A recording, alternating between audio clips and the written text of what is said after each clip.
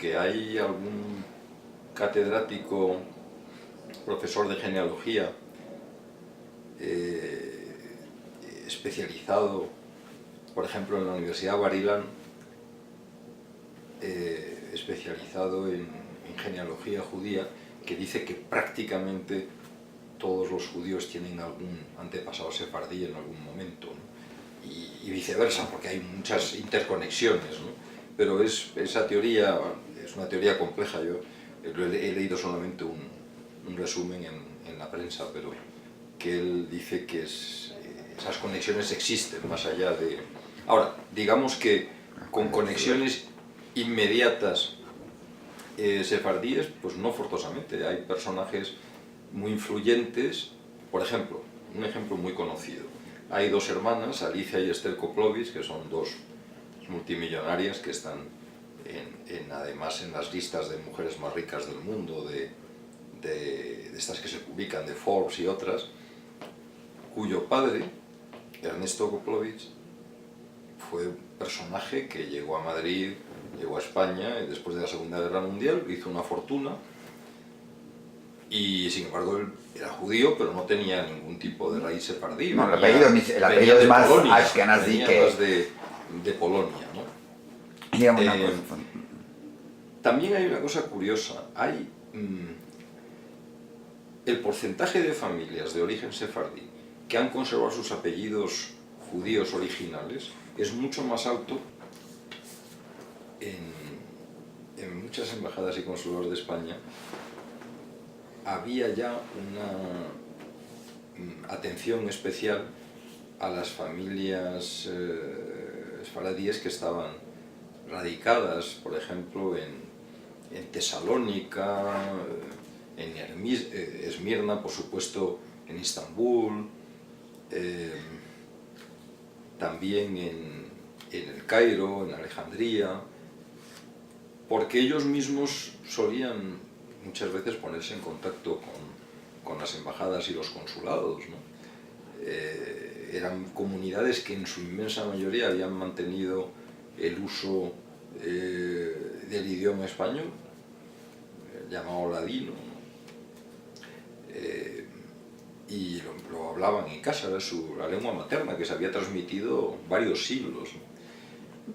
Y al establecerse relaciones diplomáticas, especialmente después del Congreso de Viena, que fue en 1815, entre España y el Imperio Turco, que controlaba todas aquellas zonas, pues se abrieron embajadas y luego consulados, y empezó ese contacto, no solamente contacto, sino que en muchos casos, yo diría casi que en la mayoría de los casos, los intérpretes que contrataban los consulados pertenecían a la comunidad sefardí, por razones naturales, porque ellos hablaban español, un español no exactamente igual al español del momento en España, con algunos modismos más arcaicos, pero perfectamente comprensible. Yo me encontré en Israel con algunas personas mayores que hablaban todavía ladino, pero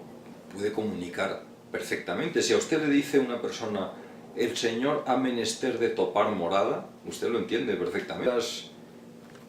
Según establece el proyecto, uno de los mecanismos de los documentos que pueden servir como desencadenantes del procedimiento es un certificado rabínico de pertenencia a una tradición sefardí. ¿En qué va este proyecto? ¿En qué va este proceso? ¿No? Depende de qué ritmo lleven los trabajos parlamentarios.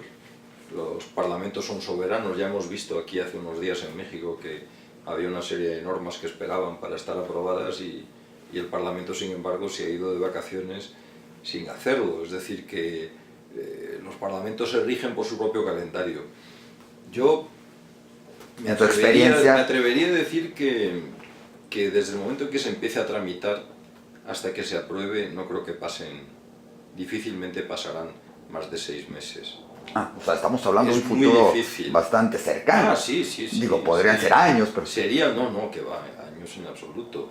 desde el momento en que se empiece a tramitar parlamentariamente hasta que esté todo aprobado y publicado en el Boletín Oficial del Estado, etcétera, difícilmente pasarían más, yo creo que más bien menos de 6 meses. ¿Cuál es la importancia para España de recuperar todo esto? Claro. Nadie puede venir a recoger su pasaporte sin haber ni siquiera primero iniciado la solicitud y presentado sus documentos, ¿no? Claro. Eso es evidente, pero a su vez eso es un proceso que no tiene por qué ser largo, es decir, dependerá del número de solicitudes, etcétera, ¿no? Habrá procedimientos por poner un ejemplo relativamente cercano, aquí en México, cuando se aprobó la Ley de Memoria Histórica,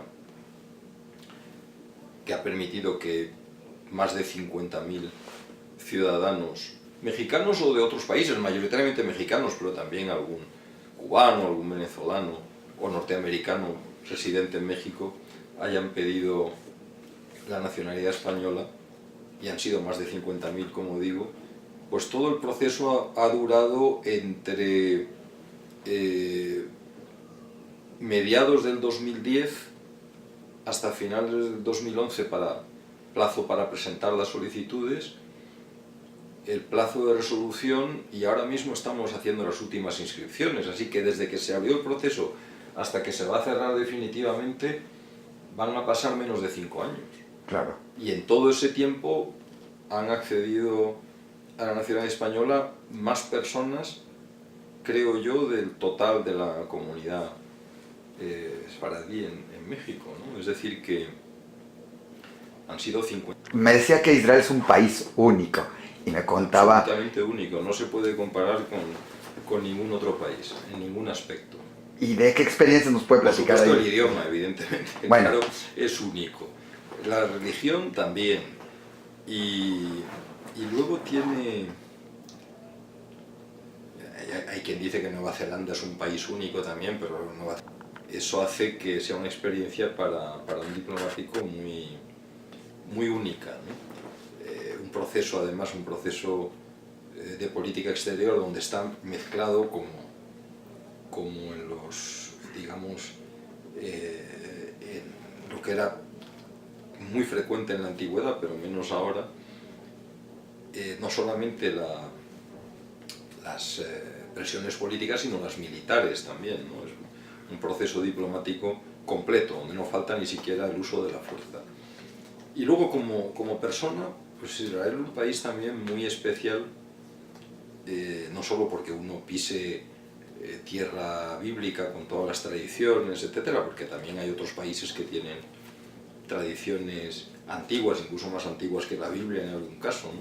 Pero más que nada, aparte de esa vinculación con hechos y lugares históricos que todos hemos conocido a través de la Biblia, es por las personas, ¿no? Yo creo que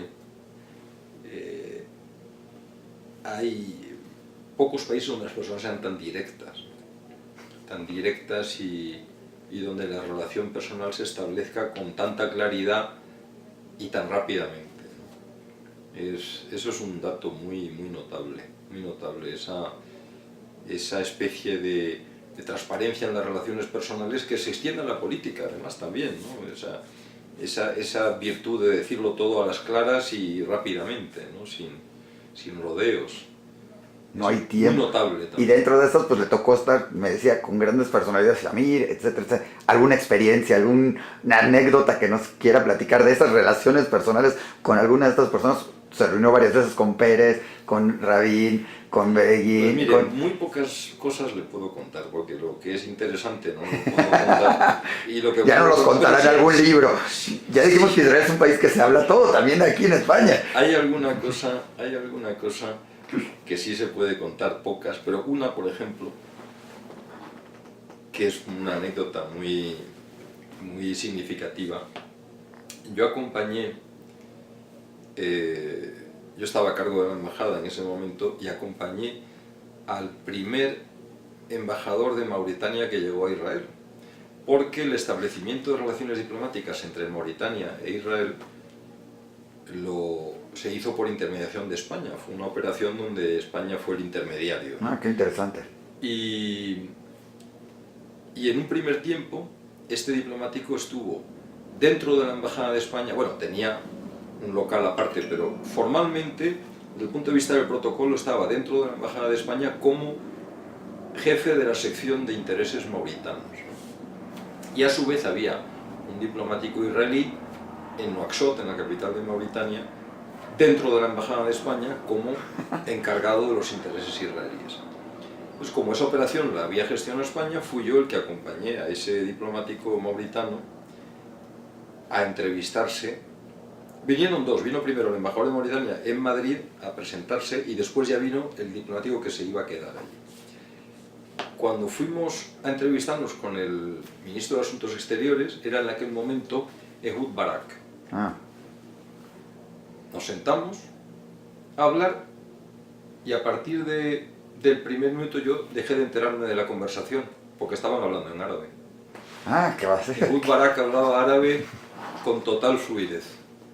Árabe ultra clásico y el mauritano le contestaba en árabe y estuvieron media hora delante de mí hablando en árabe directamente. ¿Se levantaron? ¿Se dieron directamente. La mano? Entonces, eso es una anécdota muy curiosa porque mucha gente que sabe muy poco de Israel no son conscientes de que en los colegios en Israel se estudia árabe, que es un idioma que es importante para los israelíes, ¿no? Aunque no sea más que por razones defensivas, y que muchos políticos israelíes hablan árabe, entre ellos Ehud Barak, con total fluidez. Cosa que lo contrario no ocurre, es rarísimo un político árabe, si es que existe alguno que hable hebreo. Pero además lo curioso la cara de es que asombro del mauritano no me lo olvido todavía, ¿no? Cuando se sentó y antes de que él abriera la boca, Ehud Barak ya le estaba saludando en árabe y ya siguieron hablando en árabe. Pero lo más curioso es que cuando uno va a un país, normalmente esperaría que el embajador mauritano hablara en hebreo con Ehud Barak porque están en Israel. Y le dio el honor de hablar en árabe.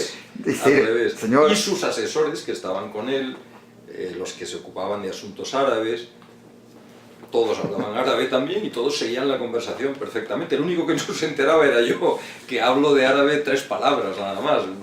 Vamos, sé algunas palabras de hebreo y otras de árabe, pero no puedo seguir una conversación.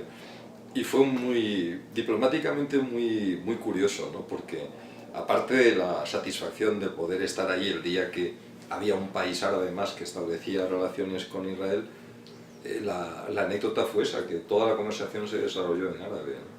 Pues qué interesante, yo sé que se tiene que retirar, gracias, porque nos aclaró bastante el que no tenemos que correr todavía a las oficinas del Consulado de España por nuestra y además estarán pasaporte. Ustedes avisados, y que tienen estoy en contacto con el presidente de la comunidad, que además es una persona sobresaliente, y con el nuevo presidente. No conozco al nuevo presidente todavía, pero voy a estar en contacto con él igualmente, y con toda la comunidad. Que tienen las puertas abiertas para tendrán toda la información en tiempo real. Y ya seguiremos también platicando con usted de todo lo que tenemos publicado hoy en día de España, que es importante recordar todo lo que fue España, esa parte de el pasado judío en España que cada día sale más y que tenemos hoy en día en Diario Judío toda una serie de reportajes muy interesantes de todo eso que fue dejando el paso de la comunidad judía, de años de existir ahí y de que sigue recordándose, y lógicamente pues todo lo que es España, México, Israel, el pueblo judío, con alguien tan interesante como usted. Muchas gracias, es usted muy amable. Pues muchísimas gracias. Bueno.